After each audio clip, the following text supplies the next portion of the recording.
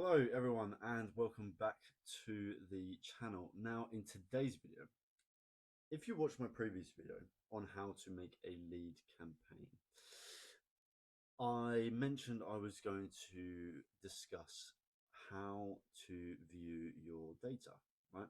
And in today's video, I'm going to showcase to you exactly that, right? What you need to be tracking, what you need to be aware of, and what you need to be on top of in order to find out what you need to change, right? So let's hop straight into it.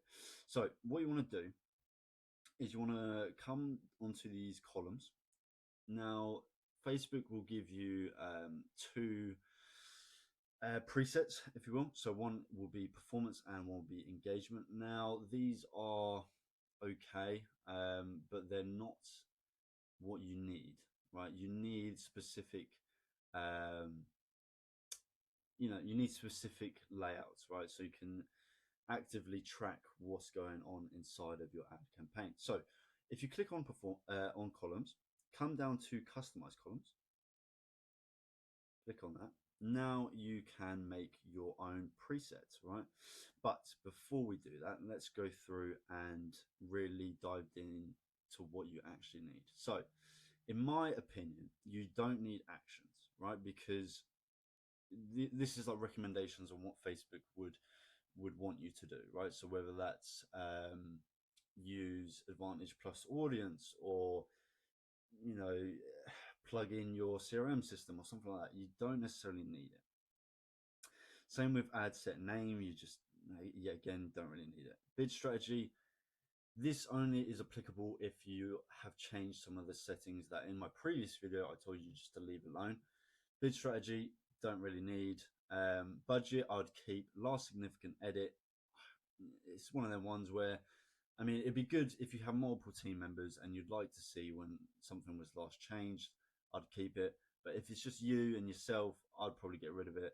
Even though I have team members, I get rid of it because I know that if someone's going in and changing something, they're changing it, if that makes sense. So get rid of that.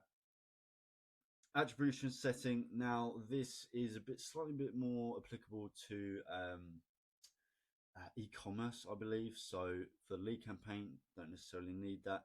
Results, obviously reach, yep, keep. Impressions, keep. Cost per result, yes. Quality ranking, again, it's one of those ones where I'm sure there's use cases for it, but I don't necessarily think it's very reliable or very accurate either, because same with this up here. I don't know if you see if it's blacked out or not, but the opportunity score is 100. I've had campaigns where the opportunity score is like 67 and it still performed really nicely. So I think take it with a pinch of salt again. You can have it, you can not have it. I choose to get rid of it. Same with engagement ranking, conversion rate ranking, just don't really need it. And then ends, you don't need it unless you have an end date. As I mentioned in my previous video, if you're doing a seasonal promotion, it might be beneficial for you to have it on there.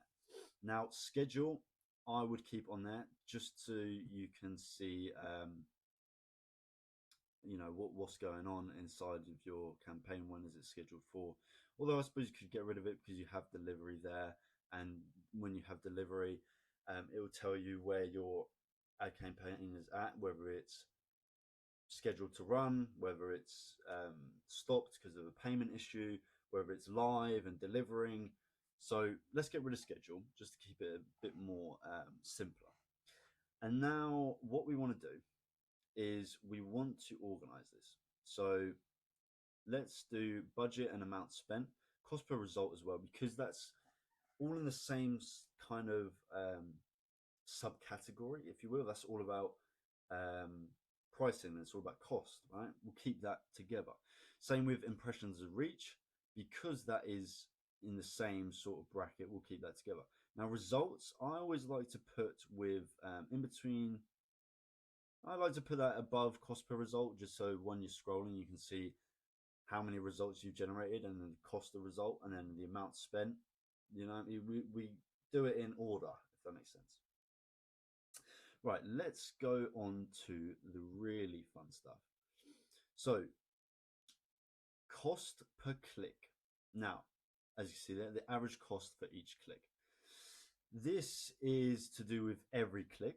So CTR is the percentage of impressions where a click, all, right? You'll see these in brackets, all, right? We'll just click these on for now.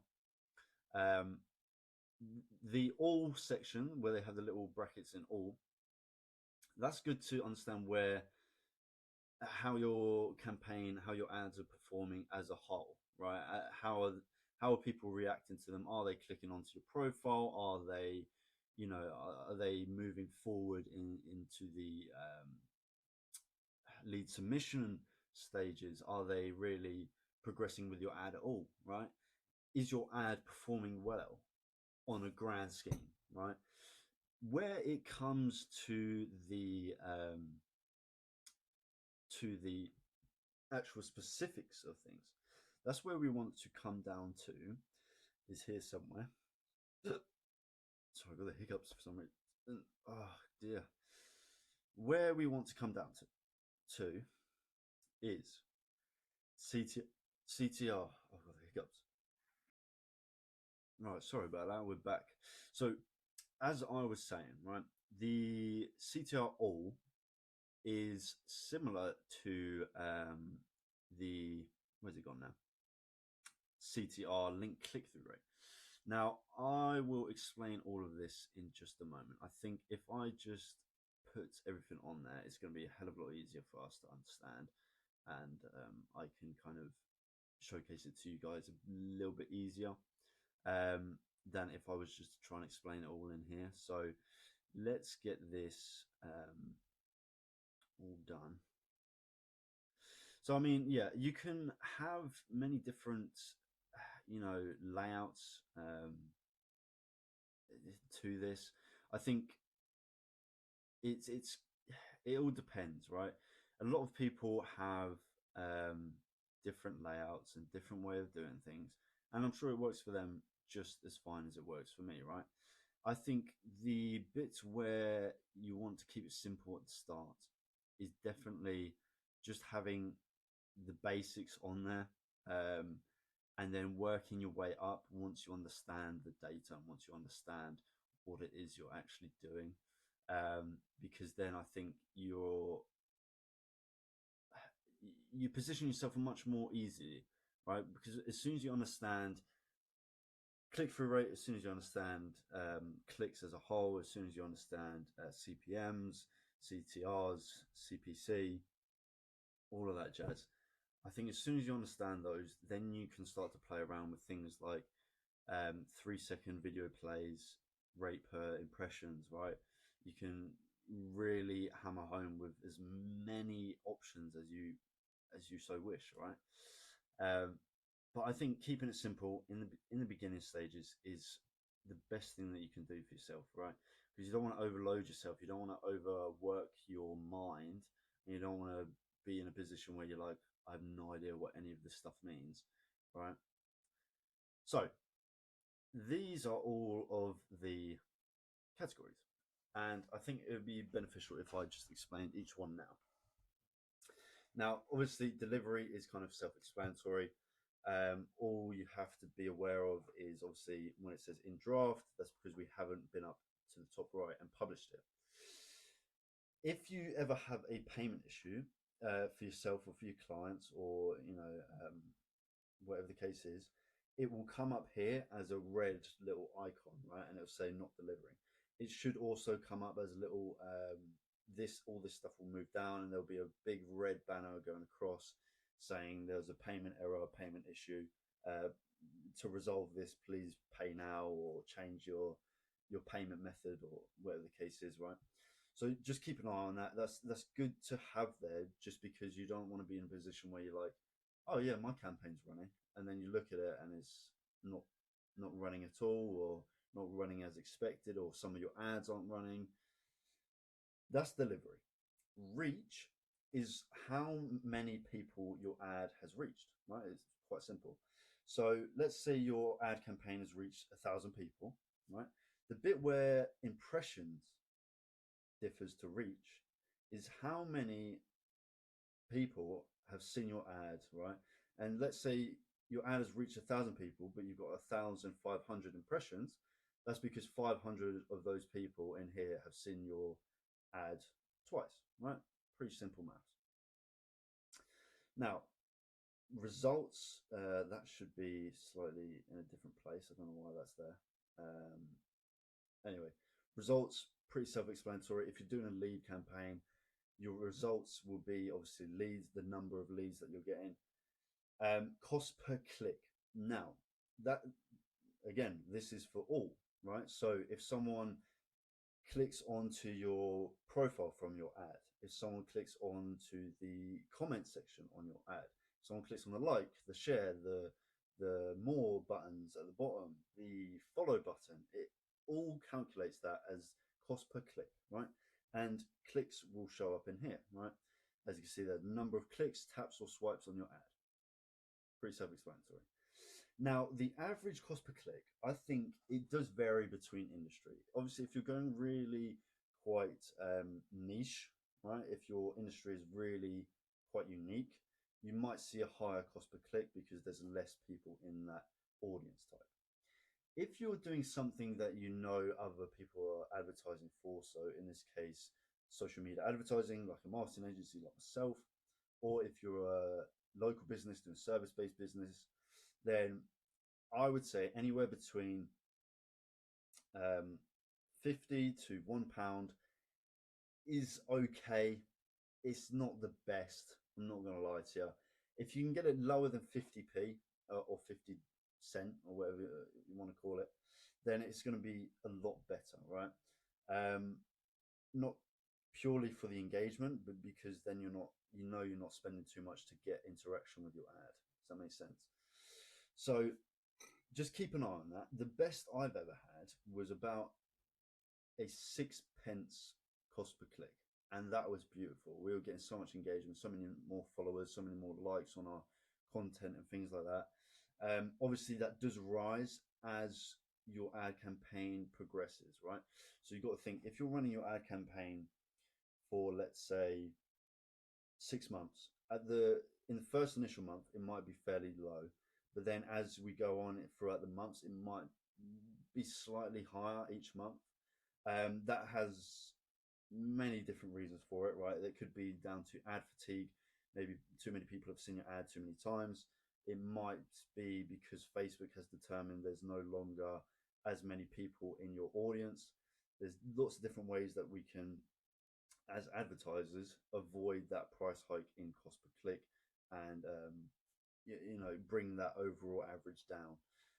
That is another video in its entirety, those little tips and tricks. I'm just trying to really outline each kind of thing that you should be tracking at the minute. Now, link clicks, this is different to clicks as a whole. This is number of people who have clicked on in this case, learn more, right? If you've set up your ad campaign where it's like learn more onto a Facebook instant form, link clicks are how many people have clicked onto the learn more, right? And started either filling out the form or just looked at the form or actually gone through and finished the form and become a lead, right? This is, to be fair, this is the most important bit, right? Link clicks and CTR. CTR, link click-through rate, right? CTR all is, obviously the percentage of impressions where click all occurred, right? So this realistically should be a bit closer to this. Link click-through rate, this is really important, right? And I'll tell you a little bit of insight onto how you can see if your ad is working properly. If you've got a really low link click-through rate, right? So maybe 0.2, right, of a percent. That usually indicates you need a different ad creative, whether that's a new photo or a new video. Something's just not working. It's not grabbing attention. It's not resonating with your audience, right? You need to change ad creative. If you have a really high CTR, where it's like you're getting a 5% click-through rate, right? There's so many people clicking on your ad. You're getting like 30, depending on your ad budget or whatever, but you're getting a really high link click-through rate. That means your ad is performing so good, right? Anything above, normally about a 2.5 to a 3, anything above that is really exceptional, right? I've got a couple of campaigns running for my clients where we're running at about a 5.5 to 6% click-through rate, which is exceptional, which means the ads themselves are performing beautifully, right? The point I'm trying to make, if your CTR is really high, but you're not getting any results, right, or you're not getting as many results as you like, have a look at your form. Your form might be the thing that's limiting your results. And as in my previous video on how to build out a lead campaign on Facebook, I touched on the topic. The more friction points you put into a form, the less conversions you'll get. So if you've got an exceptional link click-through rate of like 2 to 3%, but you're just not getting any leads come through, 9 times out of 10, it's going to be your lead form itself, right? But if you're getting a really low link click-through rate, it's probably your ads, right? Does that make sense? So then obviously cost per result, that speaks for itself, right? That is essentially how much is it costing us per lead, right? Amount spent, just the total of your expenditure during the ad campaign's live performance. Budget, obviously the £10 a day. CPM, this is how much does it cost you to show your ad to 1,000 people. Now, yeah, again, this can vary industry to industry, because if you think about it, especially in like industries like beauty, health products and things like that, you might have a higher CPM because there's a lot of competition in that industry. Whereas if you're really niche and if you're, I don't know, for example, if you do specialist brickwork or something like that, where it's like your service is in demand, but it's not necessarily being much advertisement on Facebook, right? You're one of a few, for example, then your CPM might be a bit lower. So keep an eye on it. It's not the end of the world if your CPM goes high, as long as you're still getting results on the back end, right? You don't want this to be at £20, £30, and you're not getting any results. But if you're still getting amazing results and your CPM's high, brilliant, right? Another indication when your CPM goes high is frequency, right? This is to do with audience fatigue. Not, as I was mentioning earlier, if you run your ad campaign for 6 months, your ad might get fatigued, right? Your ad creative, your photo and video might get fatigued. It might be showing to the, it might just not be hitting anymore, right? So you change the ad creative. However, on the other hand, if your CPM goes really high and your frequency goes above, let's say 2.5 to 3%, then you know it's audience fatigue, where essentially Facebook has determined, right, in its infinite wisdom, that your ad campaign has been shown to everyone out there who is interested in your product or your service, which 9 times out of 10 is a load of shit, because there's millions of people out there. There's millions of people that probably desire your product or service. The reason Facebook does that is because it gets into a bit of a groove where it gets you really good results. It finds you who, your target audience and everything like that. But then it assumes there's only that many people in that audience type. There's ways around that where we can create custom audiences and then exclude people who have already signed up or people who have already shown an interest. We can exclude that in an ad set and have Facebook kind of be forced to reach new people, if that makes sense. So that's something to keep an eye on. Like I say, I think that might have to be a different video because it is a little bit more advanced and it is a little bit more technical when it comes to making those custom audiences, how we structure those in an ad campaign effectively, and how we maximize our results on the back end from that. But yeah, this is all you need, right? Let's have a little look if it will show up. No, okay. So we'll go through it one last time. Delivery, reach, impressions, results, CPC, all, clicks, all, link clicks, CTR all, CTR link click-through rate, cost per result, amount spent, budget, CPM, and frequency. That is all you need to get started and to efficiently track your data throughout your campaign's longevity, throughout your campaign's life, essentially. Now, as you get a bit more advanced and as you get a bit more used to analyzing the data and seeing where your campaign's dipping and where it's exceeding, then you can go through and add things in like the 3-second video plays to see if your hooks are landing, things like that, right? And then unique CTR, everything like that. But to keep it simple, that's all you need, guys. That is all you need. Hope you enjoyed. Stick around for lots more because there's lots more coming. There's lots more in the pipeline. Next video will be the GHL integration and campaign setup for that. Hope you enjoy. Stick around. I'm here for the long run.